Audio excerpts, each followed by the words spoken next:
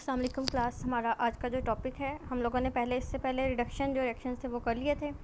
आज हम oxidation reaction देखेंगे। तो सबसे पहले ऑक्सीडेशन ऑफ एल्डिहाइड्स है।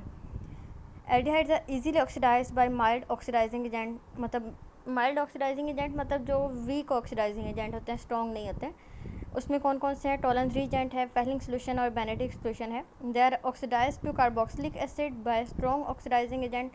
अगर हम स्ट्रॉन्ग ऑक्सीडाइजिंग एजेंट लेते हैं कोई, जैसे कि K2Cr2O7 है, H2SO4 हो सकता है, और KMnO4 H2SO4 हो सकता है, या डिल्यूट नाइट्रिक एसिड हो सकता है।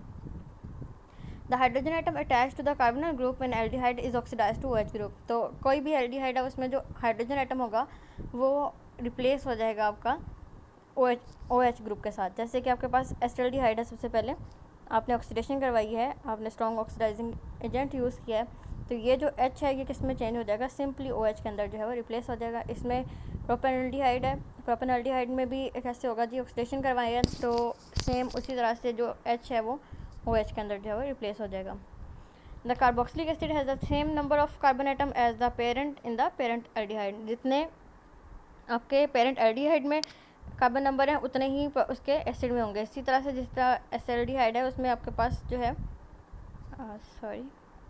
2 कार्बन एटम है, इसी तरह से इसके एसिटिक एसिड के अंदर जो भी हैं 2 कार्बन एटम, तो कार्बन नंबर जो है वो आपका जो है वो सेम रहेगा।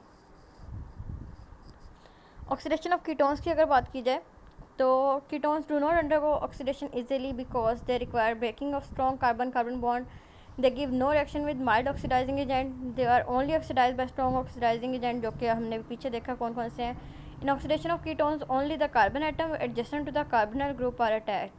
जो कार्बन एटम है आपका कार्बोनल ग्रुप का, उसके साथ अटैच कार्बन है, सिर्फ उसी पे अटैक होगा। The carbon atom join to a smaller number of hydrogen atom is preferably oxidize. ऐसा कार्बन जिसके साथ कम नंबर ऑफ हाइड्रोजन लगे हैं उसको ज़्यादा प्रेफर किया जाता है कि उसकी ऑक्सीडेशन ज़्यादा इजीली होती है। In case of symmetrical ketones only one carbon atom adjacent to the carbonyl group is oxidize and mixture of 2 carboxylic acid जो है वो प्रिपेयर हो जाएगा हमारे पास। जैसे कि आपके पास ये एसीटोन है, एसीटोन के ऊपर आपने ऑक्सीडेशन करवाई है तो 2 तरह के प्रोडक्ट्स बने हैं, 2 तरह के एसिड बने, एक आपके पास एसिटिक एसिड और ये formic acid. However in case of unsymmetrical ketones, ये था सिमेट्रिकल मतलब कीटोन।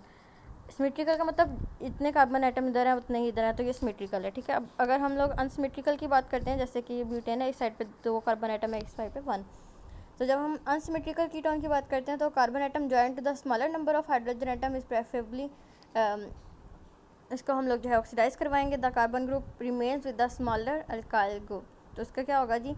ऑक्सीडेशन हुई है जिसके साथ जी ये दिखाया गया है, ये आपके पास इसके साथ नंबर ऑफ कार्बन हाइड्रोजन कम है, इसकी ऑक्सीडेशन हो गई, OH हो गया, ये एसिटिक एसिड बन गया, तो 2 आइटम जो हैं वो एसिटिक एसिड के बन गए। उसके बाद जी अगर हम लोगों ने कार्बोनल ग्रुप की आइडेंटिफिकेशन करनी है कि अगर कि वो एल्डिहाइड है या कीटोन है, या वो एस्टल्डिहाइड है, फॉर्मिक एसिड फॉर्मल्डिहाइड है या कीटोन है, या सिंपली हम एल्डिहाइड और कीटोन की भी आइडेंटिफिकेशन कर सकते हैं। उसके कुछ टेस्ट हैं। सबसे पहले DNPH है, इसमें क्या होगा कि डाइनाइट्रोफिनाइल हाइड्रोजन टेस्ट है। ये aldehyde and ketones form a yellow of red precipitate with 2,4 dinitrophenyl hydrogen. मतलब आपके पास बहुत सारे सोल्यूशन पड़े हैं, आपने उसमें से बताना है कि ये एल्डिहाइड और कीटोन है या नहीं है।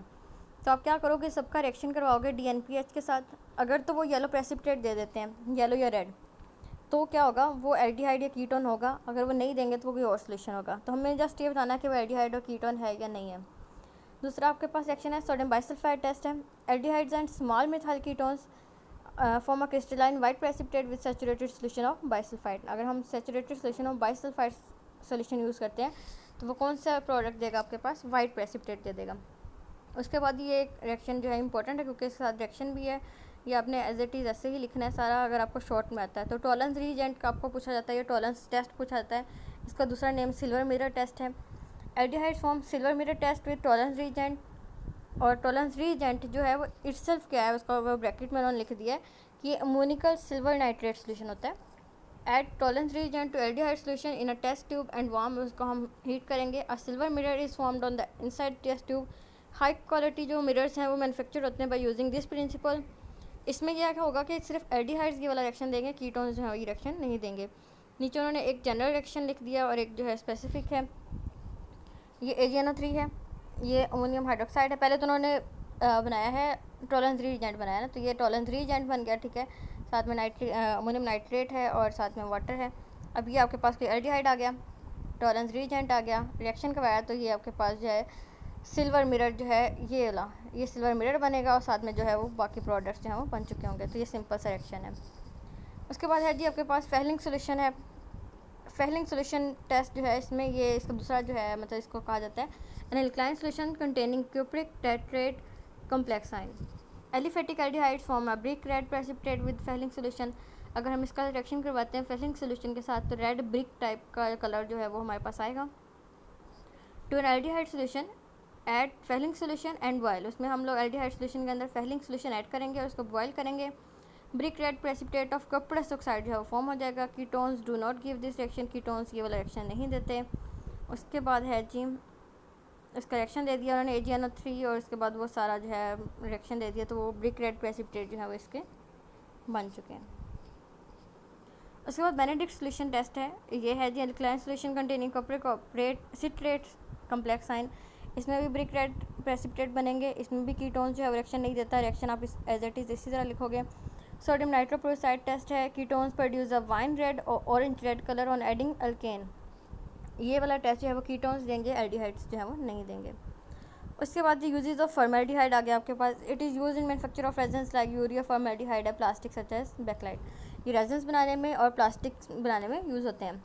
It is use in the manufacture of dice बनाने में यूज़ होते हैं as Indigo, para regional, aniline जो हो सकता है एक्सेट्रा। इसके बाद 40% एक्वा सोल्यूशन जो है इसका उसको हम फॉर्मलिन कहते हैं। अच्छा, अब यहाँ पे एक इंपॉर्टेंट चीज़ है, आपसे वो पूछ सकता है व्हाट इज़ फॉर्मलिन और यूजेस, या फिर वो सिंपली MCQs में पूछा जा सकता है कि फॉर्मलिन क्या है। तो ये 40% एक्वा सोल्यूशन है फॉर्मल्डिहाइड का।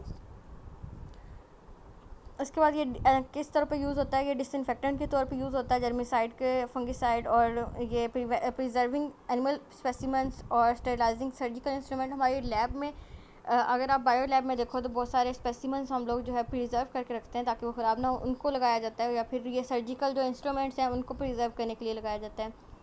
उसके बाद है जी फॉर्मेल्डिहाइड यूज़ होता है डिकलराइजिंग एजेंट इन वेट डाइंग। उसके बाद it is use in silvering of mirrors, क्योंकि हमने पढ़ा कि ये जो मिरर बनाने में यूज़ होता है। It is use in making medicine. कौन सी मेडिसन बना रहे हैं ये जी, यूट्रोपाइन है। उसके बाद है it is use in making फॉर्मामिंट।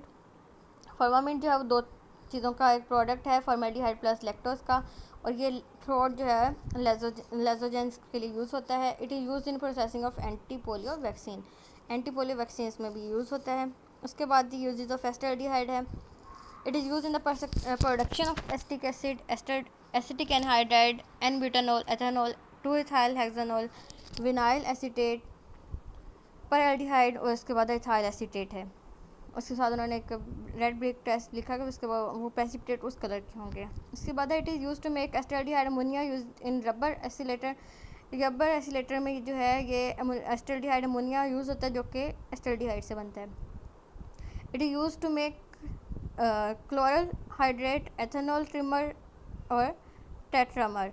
Charcoal hydrate and ethanol trimer are both use in hypnotic drugs, whereas जो एथेनॉल टेट्रामर है is use in slug poison. It is use in antiseptic inhalant in nasal infection. It is use in silvering of mirror, ये भी। उसके बाद it is use to make phenolic resin and synthetic drugs. तो ये simple से इसके uses हैं, इसमें कुछ समझने वाली चीज़ नहीं है। सिंपल आपने ये आइडेंटिफिकेशन टेस्ट किए। ये आपसे पूछा भी जा सकता है कि identification test of carbonyl compound, तो आप सारे के सारे खुद से लिखोगे, अदरवाइज़ आपको आने चाहिए। और हमने ऑक्सीडेशन रिएक्शन देखेंगे, आज आपका टॉपिक है, इसको अच्छे से प्रिपेयर करना। आपका 12 चैप्टर आज कंप्लीट है। कल हम इसकी एक्सरसाइज देखेंगे या नेक्स्ट चैप्टर स्टार्ट करेंगे। अल्लाह हाफिज़।